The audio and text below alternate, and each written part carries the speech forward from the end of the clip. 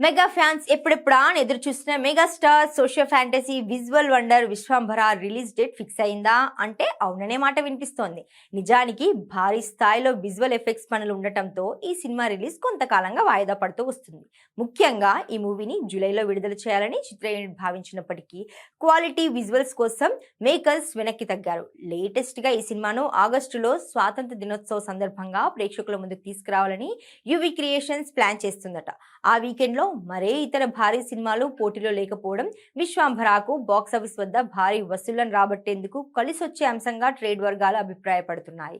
ఇక ఈ సినిమా బాహుబలి, పుష్ప తరహాలో 2 భాగాలుగా రాబోతుందంటూ గత కొన్ని రోజులుగా సోషల్ మీడియాలో జరుగుతున్న ప్రచారానికి చిత్ర దర్శకుడు వశిష్ఠ క్లారిటీ ఇచ్చారు. విశ్వంభర సింగిల్ పార్ట్ 2 మూవీయేనని ఆయన స్పష్టం చేశారు. ప్రస్తుతం సినిమాకి సంబంధించిన డిజిటల్ డీల్ ను క్లోజ్ చేసే పనిలో ఉన్న నిర్మాతలు త్వరలోనే అధికారికంగా విడుదల తేదీని ప్రకటించే అవకాశం ఉంది. ఈ భారీ చిత్రానికి ఆస్కార్ విజేత ఎంఎం కీరవాణి స్వరాలు సమకూరుస్తుండగా హరి గౌర బ్యాక్గ్రౌండ్ స్కోర్ అందిస్తున్నారు. చాలా కాలం తర్వాత మెగాస్టార్ సరసన త్రిష హీరోయిన్ గా నటిస్తుండటంతో ఈ సినిమాపై అంచనాలు ఆకాశాన్ని తాకుతున్నాయి.